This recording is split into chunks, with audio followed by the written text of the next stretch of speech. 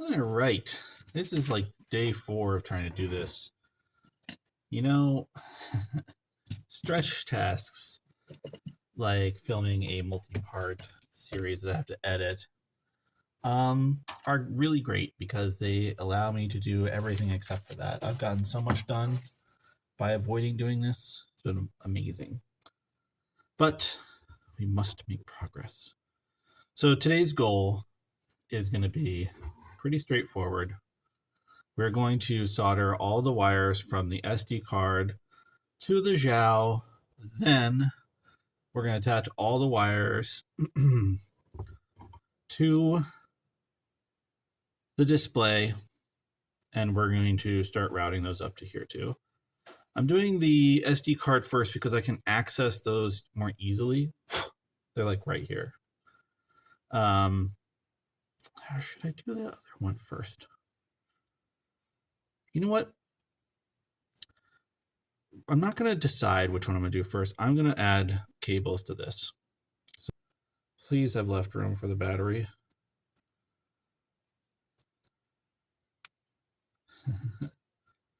It will fit, but there's some of the solder joints are sticking up, and I don't want them to shred the battery. So I will be back. You guys are probably all like, where does he go when he wanders away? Wouldn't you like to know?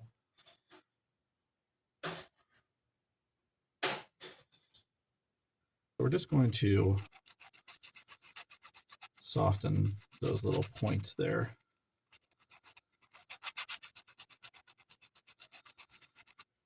Just so you guys know, like, there's no rules when it comes to making stuff. There's good ideas and bad ideas. There's no rules. So if you have an idea about what you want to do, just go do it. Just go do it. Okay, I think I can do this. Just need to, yes, okay. So we're not in terrible shape, but we can do better. See how that's bent up? I don't like that. So what we're going to do is we're going to loosen these little points up, and we're going to just lift them.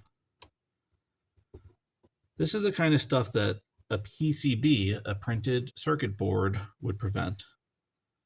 But I would rather spend hours I would rather spend hours doing this than have to figure out KiCad or PCB, whatever it is. I keep trying it. I keep getting overwhelmed. I know one day I'm going to do it. I'm going to be like, that was easy. Why didn't I just do that in the first place? But for now, I'm going to do it this manual way.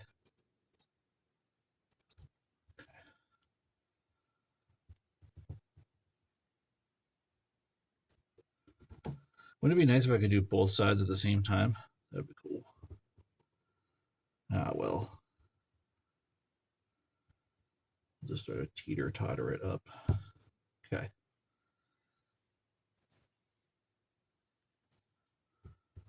It's better already, but not perfect.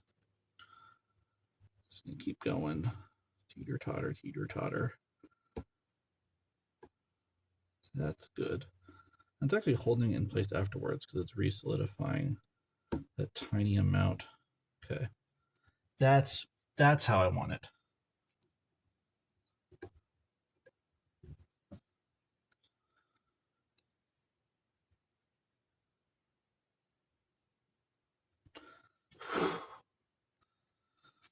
I knew I was going to get some comments when I did my lead-free short about how much better lead solder is.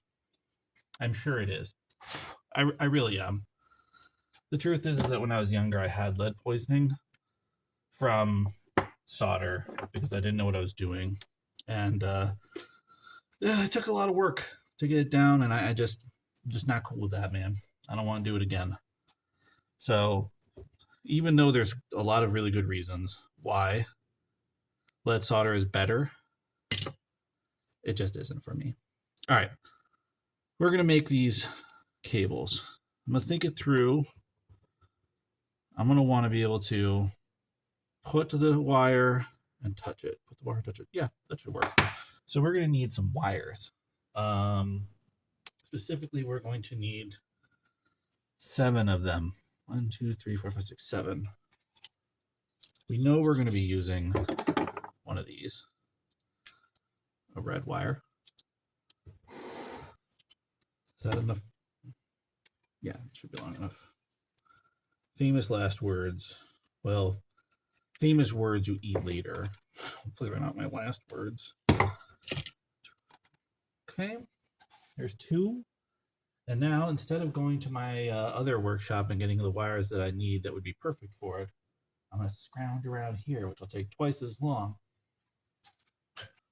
So we got blue and green. I also have dark blue, purple, and gray. Probably one of the investments I'll be doing soon will be to get like a coil of like 10 different colors. Get them in a gauge similar to this. And I'll just make all my own wires from scratch. But for now, I have so much of this hobby wire because I used breadboards for so long. I was so resistant to doing this kind of stuff. It's kind of an MO of mine. I just resist something for so long until I'm just sick with it. And then one day I finally get the energy to do it. All right. 7 wires. Okay.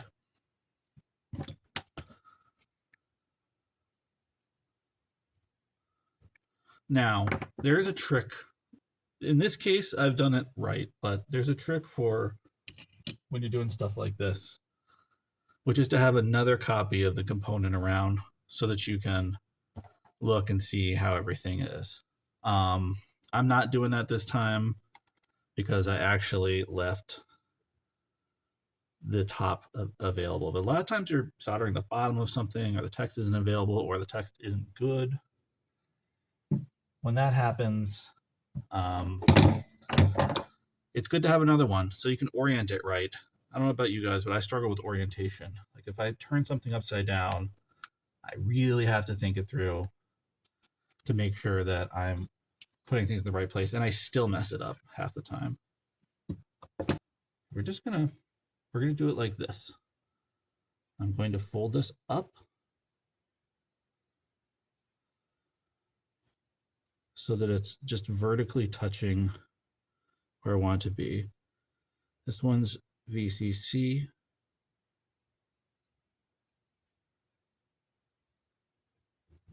Nailed it.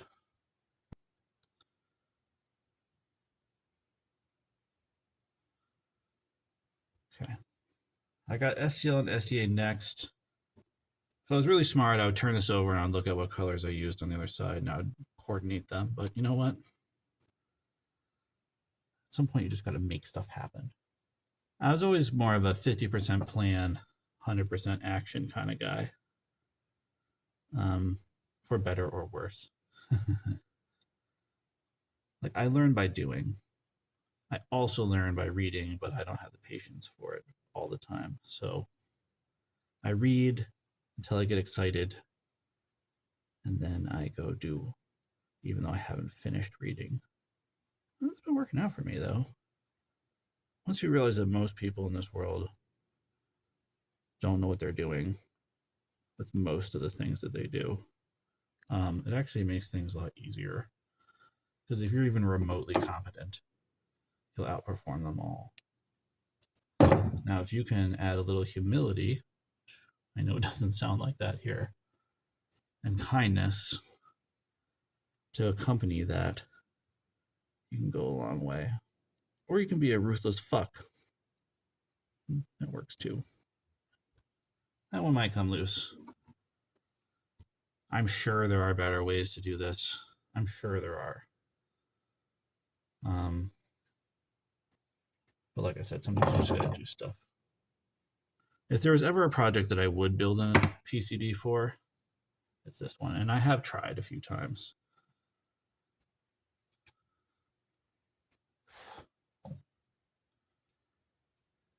That's the best one I did yet. One more. there's a couple in here that really should have a little bit more solder on them.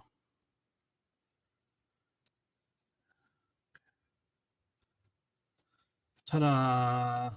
Anywhere where there's shared pins, I'm going to bundle them together. So if I clip these here, I can twist them together and solder them at the same time. Now, if I want to be extra thorough, I can tin them together first. What did I forget to do? I forgot to put the flux on there. Okay, watch. It just runs right into it. Boom. So we know it's going to go to here, like that. So we're going to bend it ahead of time. One of the things that tinning does is it makes things a lot more solid. Like it's less flexy. So when I put this in place like that, it's going to stay there. At least it's not going to bend out of the way. Here.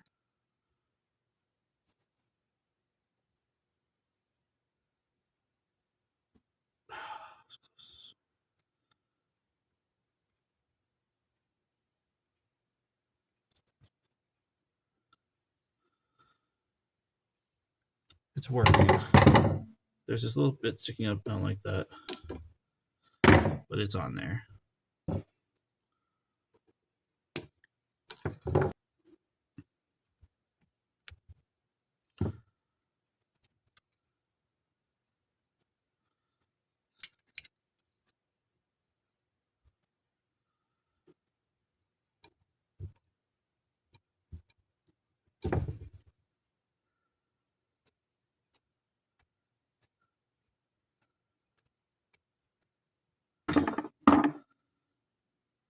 This.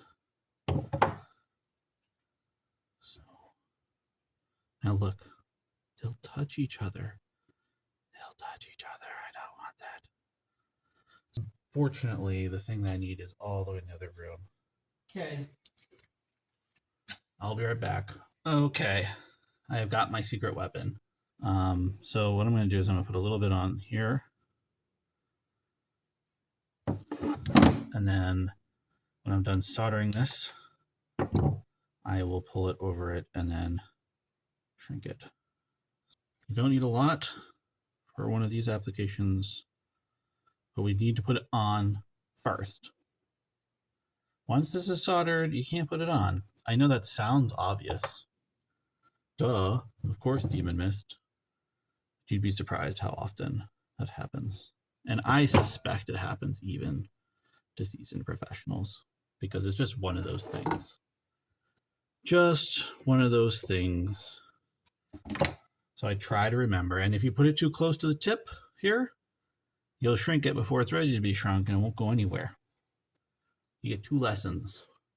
Put it on first and don't put it close to the heat.